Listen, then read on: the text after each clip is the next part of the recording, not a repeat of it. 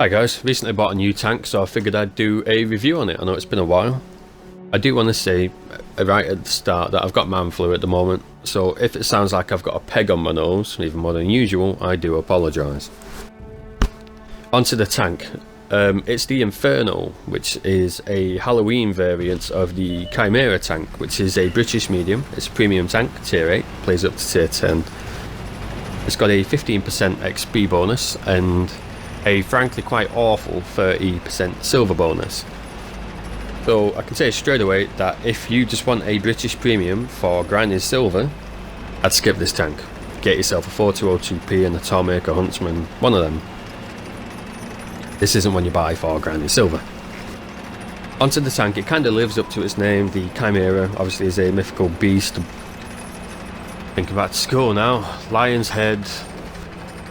It had a goat head as well, I believe. Might have had wings, snake tail. It was like a mixture of different animals. You have to excuse my poor knowledge there. And this tank is a bit of a mix. You have a medium tank hull. You have what might as well be frontally a heavy tank turret, on this reskin version that is, not the normal version. I will go back to that in a minute. And a tank destroyer's gun, kind of. All those things are scaled back a little bit. For instance, the hull is, like I said, it's a medium tank. It's got okay mobility, it's got pretty crappy armour. The turret, like I said, is pretty good frontally, but the sides of it are paper thin. And the gun hits like a TD, 440 damage at tier 8 is not so bad. But you've got awful gun handling and awful reload time. So you've got the strengths of 3, but you know, weaknesses to go along with it to balance it out.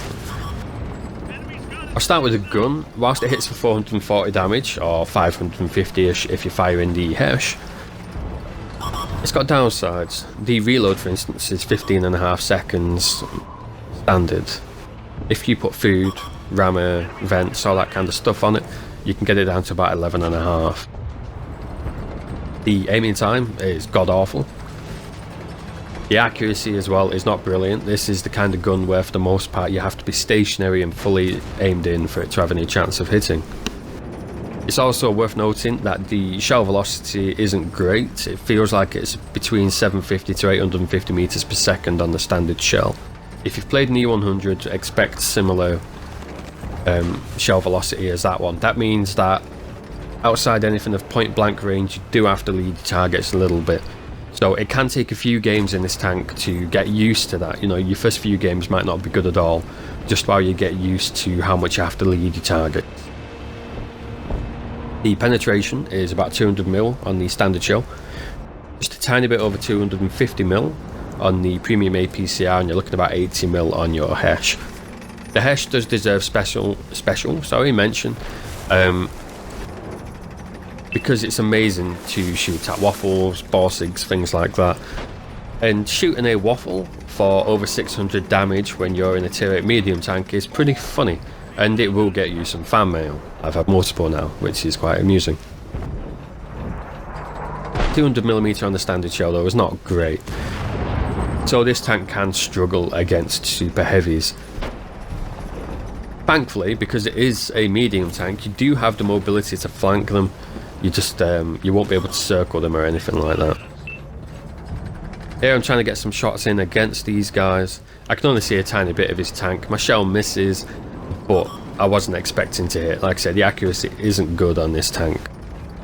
You're after tanks being out in the open, side on, things like that, and to do its best work. I'm going to get pushed in a minute by an E50, and we're going to see some of the armour on this tank at work. Whilst I said the hull armour isn't great, and it isn't, this has got lion paws on the front, and they're spaced armour as well as the lion head on the turret. Paws are 30mm spaced armour, which isn't a bad amount, and when you consider the fact they're over the tracks, that means shots trying to get through have got to get through that armour, then through the tracks, then to your hull. Heat armour is just going to not make it that far at all, and other shells are going to lose a fair bit of penetration. So they can block a good amount of damage for you. However, they're situational. The E50 is going to rush me now. You can see the holes on the Lion Paw in there. The E50 is going to rush me. I'm going to use the alpha damage to take him out of the game. However, I'm going to show you another downside with the tank in just a minute. This VK has pushed me. Whilst that's a fairly mobile heavy tank, the gun turret on this tank can't traverse fast enough to track the VK, which is another downside. Normally, if you're in a medium tank, you don't have to worry about heavy tanks circling you. In this tank you do. Due to the gun accuracy not being great, it's ideal to be fairly close to your targets to mitigate the bad accuracy. However, if you get too close, you are vulnerable, as we saw there.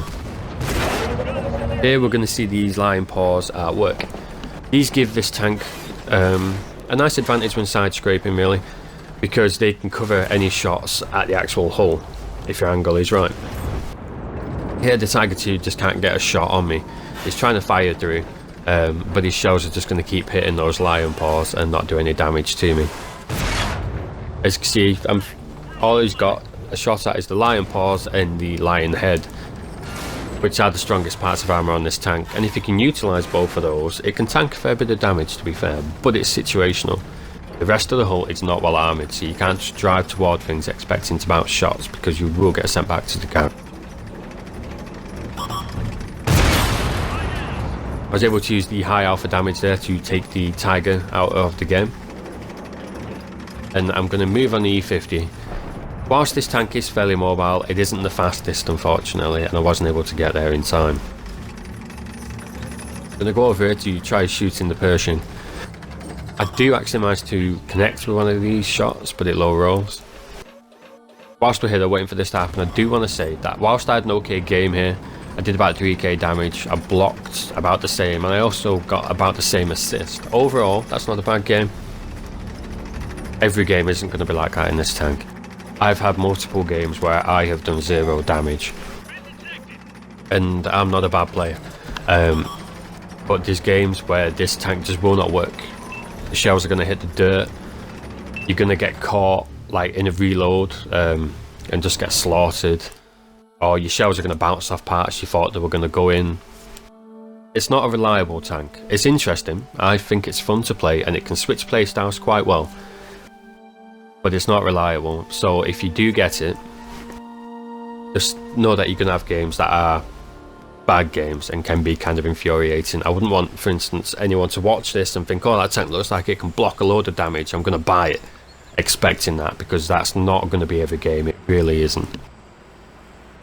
With that out of the way, I'll go back to the garage and I'll bring up its stats, and I'll tell you about the main flaw of the tank, in my opinion, which isn't anything to do with tank itself so much as Wargaming's choice about what they've done with it. What I mean by that is that this one is pretty hideous looking. I'm sorry to the Wargaming designer, it's just my opinion, but I think it's god awful looking. Unfortunately, it's those ugly parts of it that make this tank as capable as it is. That Lion Head adding spaced armour and those Lion Paws adding spaced armour make this tank vastly superior to the unskinned variant that will release if this one goes off sale, because the unskinned variant just gets that 203mm of spaced not spaced armour flat armour, and there's not many tanks it's going to meet that are going to care about 200mm of flat armour. This one, however, that Lion being the 50mm and those paw prints, which I'll line up in a sec for you and show you, they make a huge difference, and they mean that this god-awful, hideous-looking tank is by far the superior version. So if you want this tank, you've got a choice. You're either going to have to get the best version of it and deal with it being ugly, or get the traditional version that actually looks more like a tank and deal with it not being very good and not being able to play hull down as well, not really being able to side scrape as well, and have a worse tank overall. And that is something I'm not really fond of. I don't think people should have to make that choice between the same tank essentially and have to deal with an ugly version to get better stats. With that said, this is a fun tank. The British don't have tanks like this. So I do think it is worth purchasing because it's interesting to play, and when the gun works it can be good fun to play. So it is one I would recommend just because it's nice and different and it's fun to play. Thanks for watching, guys.